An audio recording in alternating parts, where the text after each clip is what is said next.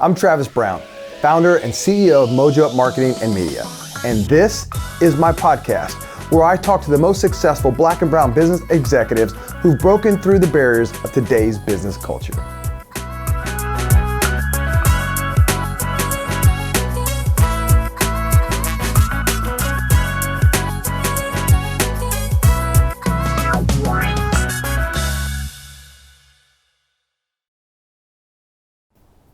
Welcome to the Diverse and Talented Podcast. I'm your host, Travis Brown, and today I have none other than one of our own, Aszure Gray. She's our Chief Growth Officer here at Mojo Up. Welcome to the show. Glad to be here. Thanks for having me. So I'm going to cover this tough, challenging thing first. When I did my first 40 people before you were on staff here, I did not have you on our show. You're on a list, but I did not have you on the show.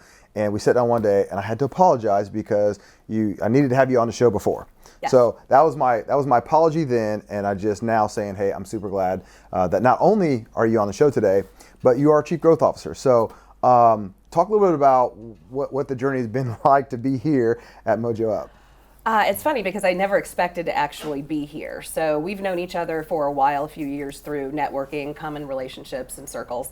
And last year I decided to make a change. I was leaving my previous position, hadn't decided where I was going to go yet. Then finally decided I was going to go into business, a business of my own, and talk to you about creating a promotional video. And that was the time where you said, I'm happy to help you with that, but have you considered other things? Are you open to a conversation? And I think it was about 6 weeks later, here I am. So that's how I ended up with Mojo Up, and it's been a great journey so far. So Chief Growth Officer, let's talk about, in your world, what is a Chief Growth Officer? What do you do? What's the purpose of your role? Yeah, so here I am responsible for overall revenue, strategic partnerships and relationships, as well as determining where it makes sense for us to spend our own marketing and sponsorship dollars. Now you have a long track record of professional work, and you were a Chief Revenue Officer before this. Executive for several years. Talk a little bit about that journey to get to this point that you are at today, with some of the other jobs that you've had. Oh my goodness. Okay, so I was a consultant with a firm in Carmel for almost 14 years. And it was a great role, loved the company, but it was one of those things where I decided if I didn't make a change, that I might never do something different. And I wanted to be able to make some changes. I'd say before I got there, which was about 2006, I was a bit of a job hopper. So footprints in the sand, I think, was kind of how, or mud was how my resume was described before that, because it really took me a while to find something that I was good at and passionate about and really enjoyed and could kind of dig into and not think, oh, good, is it time yet? And so that was what was necessary for that. When you think back on this journey, because I think a lot of people, they want a cool title, they want to be at the top of the ladder, so to speak, but they often forget, there's a journey to get there. How would you describe your journey to be able to get to where you are today professionally? Well, when I first got out of college, I was working retail. I did it through college, I did it after, and it took me a while to find something that was professional, so to speak. That was what I wanted to do. And I started out in account management with a communications company.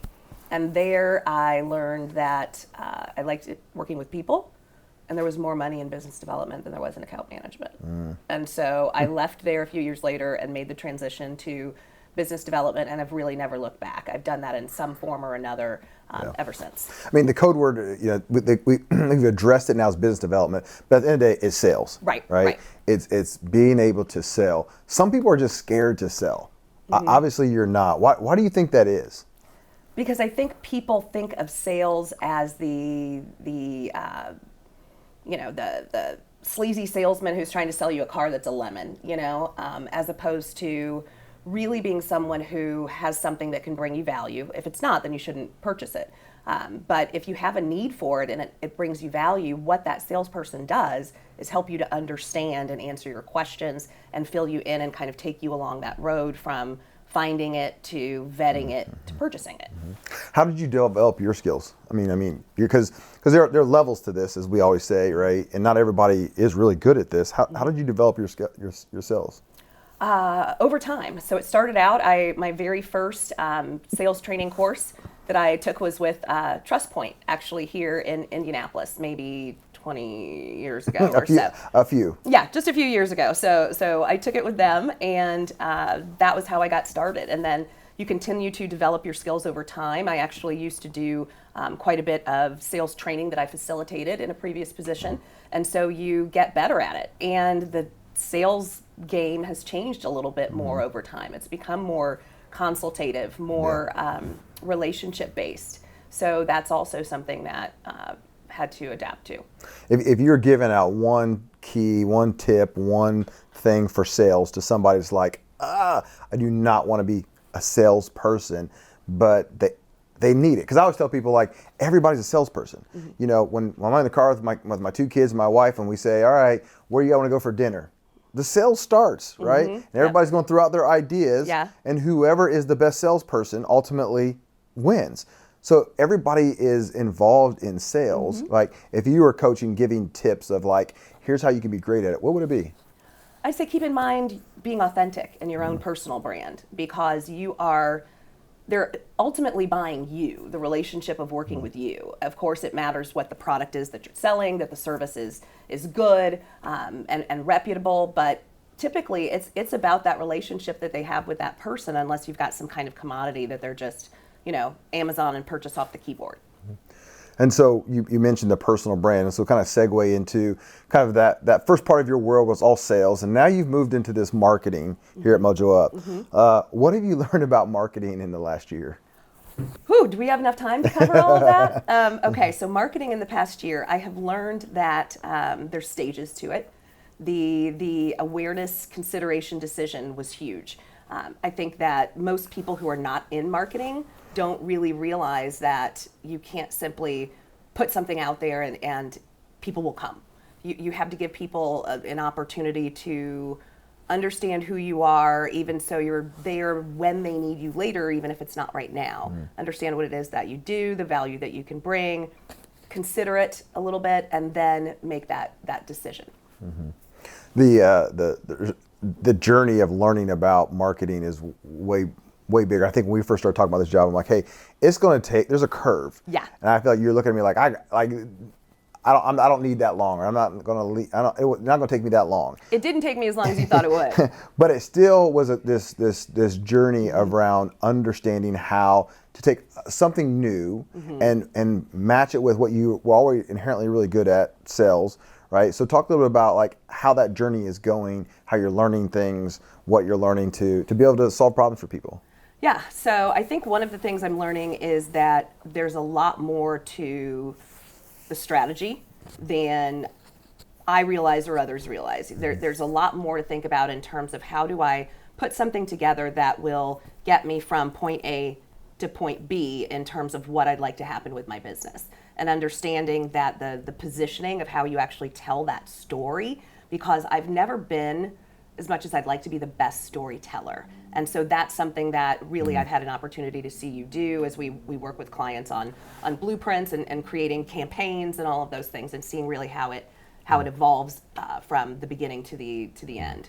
I think where my skills have improved, still have a little work to do, is really understanding when they come with a question or a problem, being able to help them solve it in a way that they hadn't really thought about. Oftentimes, a client will come with what they think is the need. Okay, I'd like to purchase this. What will it cost for me to get some kind of SEO optimization? And that may not actually be what they need. So being able to ask the questions to understand, what are the challenges you're facing? What is it you'd really like to accomplish? What have you been doing up to this point? What's been working? What hasn't been working? To get to providing them some actual suggestions that might accomplish their true goals. What's something that, obviously from our audience, executives, young professionals trying to become executives, what have you learned in this transition from like knowing kind of the HR background component for a few years, and then transition into something where like, I don't know it. Like, what would you advise people to do as they make transitions professionally? I think you have to have a certain degree of confidence in yourself, your ability to learn, and know that you've got some curiosity, that you have a desire to do that. Because if you come in thinking you know everything in this industry because you know things in another one, that's not going to translate. But what gives you an advantage is saying, okay, I'm a confident person, I'm smart, I think I can learn new things, and then be humble enough to come in and actually sit and listen and ask questions and learn. We'll take a little bit different turn, and we'll come back to some of the job stuff. But I want to talk about personal life and some challenges you've had with a late husband and kids that kind of rocked your world a little bit. Talk a little bit about that challenge, and then and how you've had to kind of work through that. Yeah, that's been a lot. I mean, it's hard to imagine that it wouldn't be, right? So I lost my husband in October of 22, and he was diagnosed 2 years prior. So our kids were 3 and 5 at the time. And so that was a really long journey from the diagnosis to then 2 years later kind of getting to where we are now. So there was the loss of my partner, my best friend, the person I was going to live the rest of my life with, and for my kids, their dad. So we had a lot of therapy. I definitely recommend a lot of therapy to manage that. Some really supportive friends, some who I thought would be and weren't, and you kind of have to, you find you have a higher quality of friends and a lower quantity, which has been a good thing for me too. And really focusing on, I think, planting my flag. I had to make a decision very early on as to what was going to be most important to me. What was I going to use to base my decisions on? And it was what is best for my kids. So there are people I interact with that maybe aren't my favorite or have done things that have hurt me in the past or things like that, but I know if it's good for my kids, it's what we're going to do. And so that is how I've tried to reconcile whatever decision I need to make. It's my barometer, I guess. I've now learned that there's a thing out there called the mental load that women often bear a great proportion of, and through conversations with my wife, and of course as a knee-jerk reaction as a defensive husband, going, oh, I carry my load, right? Right. Obviously now being a professional, I'm having a big job and a bigger responsibility as a mom, right? How have you navigated that mental load and that balance to try to figure that out? I don't know that I've navigated it as well as I don't know.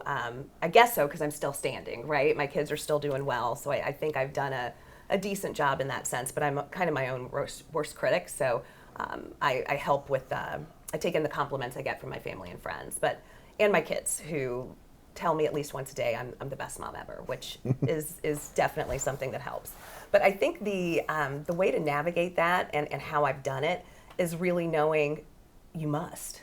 I mean, to be completely candid, there is no option of, I'll just kind of rip this cord and parachute out. So knowing that you must do it, you find you're strong enough to do what you have to. And so you find a way and get it done. And that, that God never gives you more than you can handle. So there's many times I've thought, I am not meant for this. I mean, I am not that. It's funny, my mom and I were just having that conversation the other day, and I said, Mom, I'm not meant for this. I mean, and she said, I know you're not. And I said, I thought you would at least lie to me or something. But, but what the definition of what a mom is, I'm not Betty Crocker. You make fun of me all the time about the fact that I do not really cook. I mean, I'm learning, but it's not my thing. I think you have to think about the definition of what a mother can be is different. And as long as my kids are happy, they're healthy, they're well adjusted, we spend a lot of time together, and they love me, I love them, they're getting a good education, they're safe. What does a mother need to be? I think that's a great question, because I think historically there's a painted picture of what a mom is supposed to be. Right. And I think we could all probably come to some agreement that these are some things that moms normally need to do, but in your world was you were the breadwinner and your husband stayed home. Yep. And so that changed things quite a bit for you now. Have you accepted your new role as what mom and businesswoman is?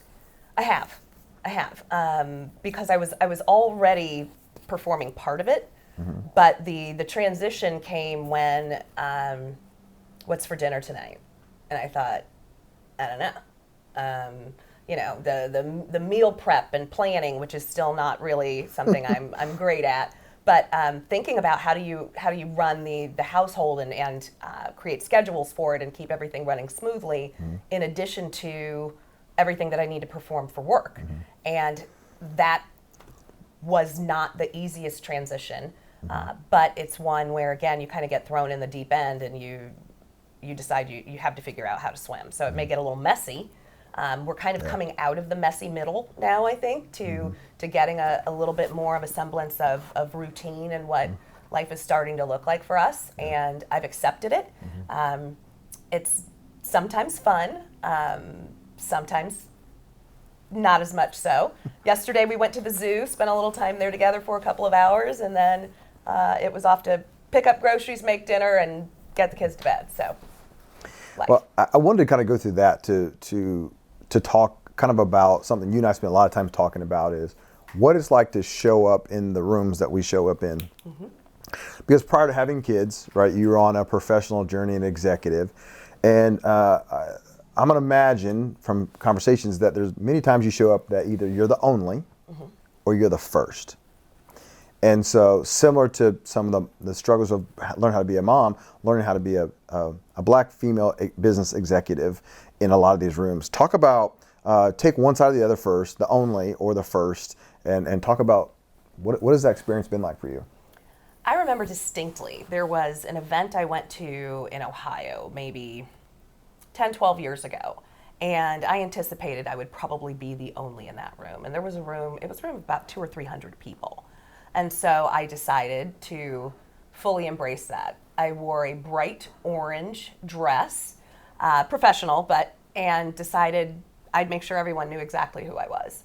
So one of the ways I've embraced it is to lean into it and make sure then that there's no need to blend. And I am not everyone's cup of tea. I have a pretty strong personality, so I found that people either love or hate me. There's not a whole lot of in between, so that's okay too. When you talk about embracing this, I've had many other black females sitting in chair here talking about some of the things that they've had to overcome that just made me just go wow, right? Privilege is very different depending on who you are and what your privilege is. Yeah. Mine is as a male in this particular world.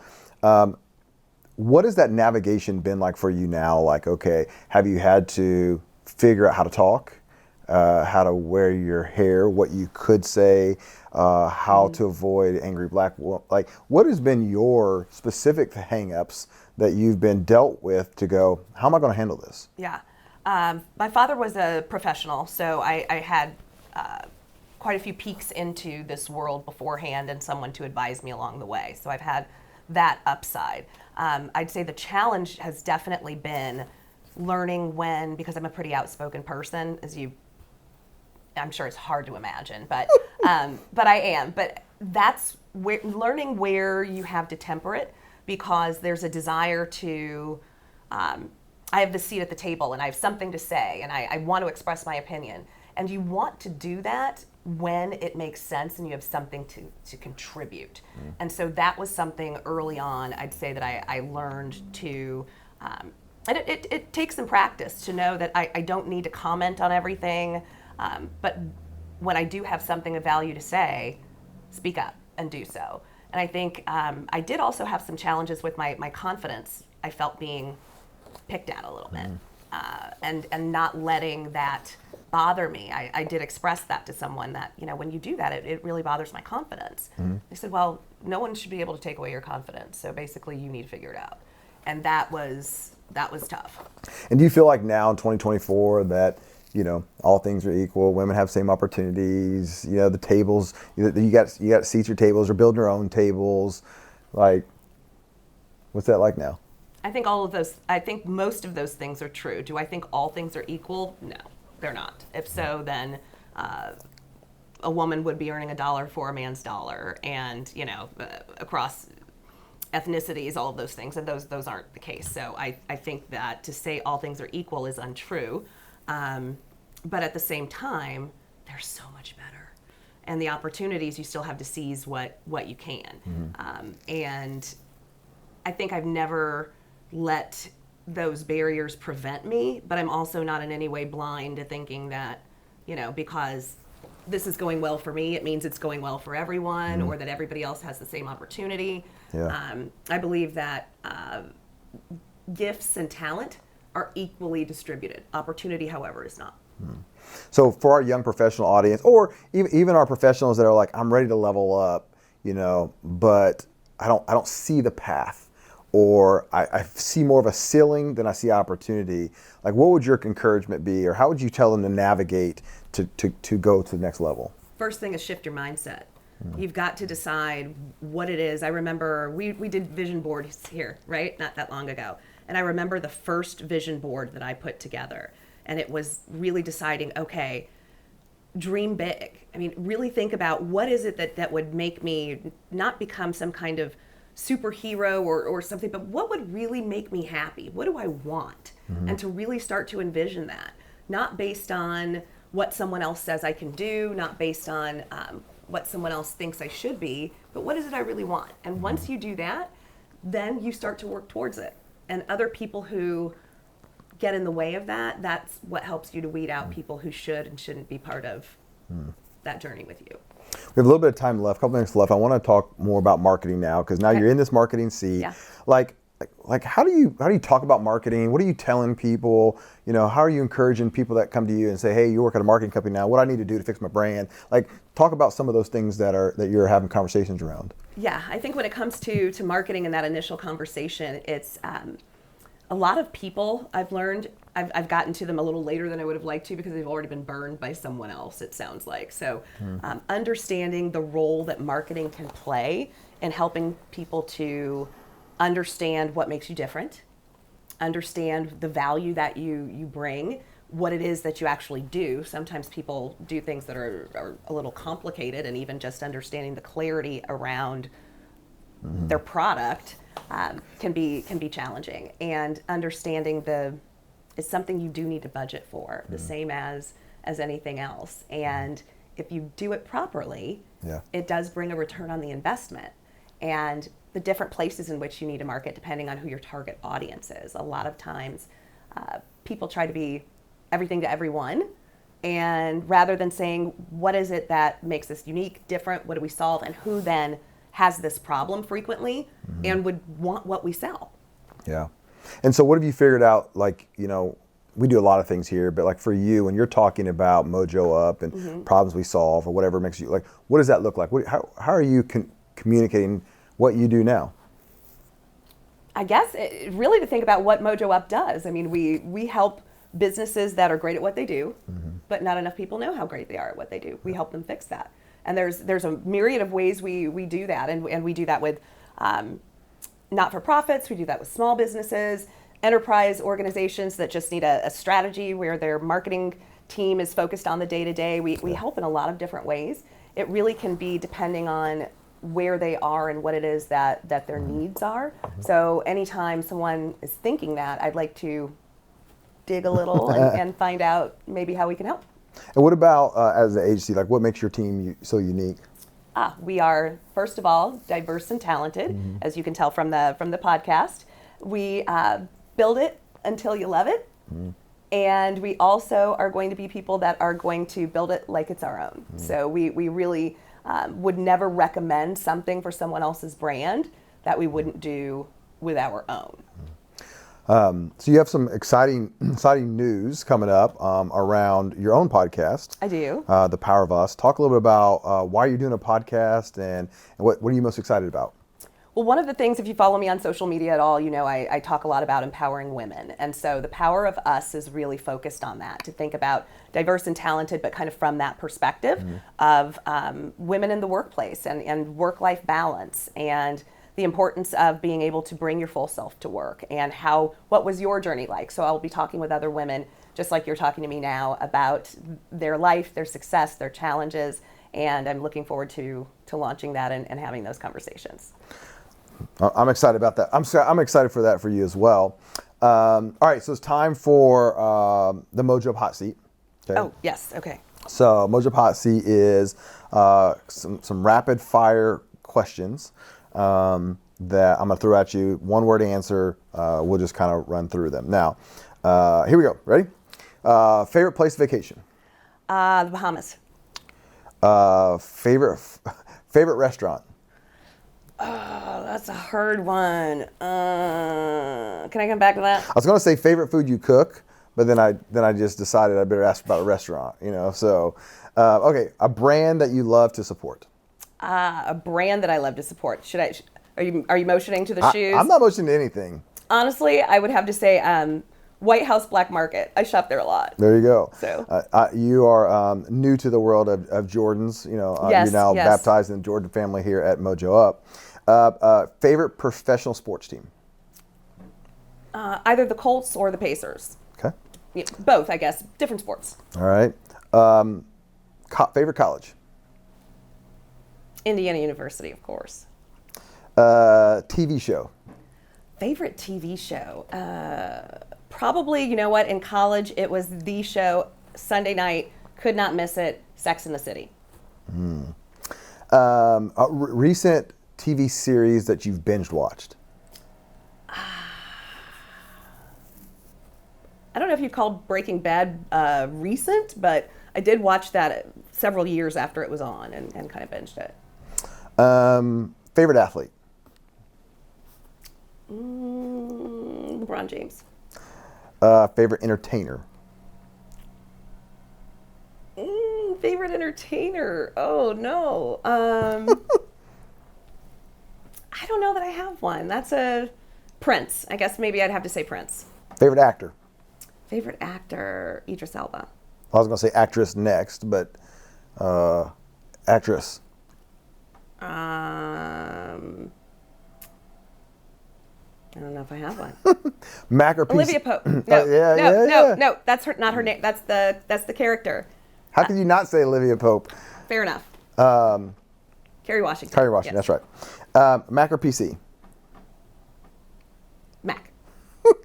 iPhone or Android? Oh, iPhone. Android. No, I'm sorry. Sorry to offend anybody. The gaming station you grew up on as a child? Oh, that was Atari. I didn't really play it much, but my brother had one. Do you remember a game that you played on Atari? Oh my goodness, Pac-Man? Yeah. All right. A favorite movie that you love to watch? Okay, this is kind of funny. You might find it amusing, but this is one of my favorite movies of all time. I watched it when I was very little, and I've loved it forever. It's a musical, and I know every song, almost every line. Sound of Music. Grease. Love that movie. Love it. Anytime it's on, I have to start watching it through to the end. Favorite type of music? R&B, for sure. Preferably like early 2000s. That's the sweet spot. That's a jam. Yeah. A book you would recommend? A book I would recommend. Let's see. Traction. Helps run your business. There you go. Yeah. A nonprofit or a cause that you support? Definitely education. I think access to education is absolutely the game changer. So there's several different causes. I just took a tour of a school this morning. I serve on a board. That would be it. Period. Final question. Yes. Everybody starts with a number, a dash, and then with a number. And so when you're gone and people talk about Aszure Gray, Yes. what do you want them to say? What does that have to do with a number and a dash and a number? Tombstone. Oh, okay. Number. Yours is so long ago. Then there's a dash. Yes. And then, okay. And then some point in time, there's going to be another number that concludes. Correct. We And all so know it, yes. at that point in time, they're going to stand around and talk about you. What do you want them to say about you? I want people to say that I was a good person, that I was there for them. I showed up when I said I would. That I had integrity. That I was a great mother. That my kids turned out well. I think raising good citizens is a focus, and also that I do good work. I do take a lot of pride in my career. It's not something I do solely for money. That's a great part of it, but I enjoy what I do. My career means a lot to me, and so I'd like people to say I was a good friend, a good coworker, a great daughter, and especially mom. Yeah. Mm-hmm. Well, Aszure, thanks for jumping into the Diverse Talented podcast. Forgot to tell you, but you are officially get to do the It's a Wrap. Oh, it's a wrap.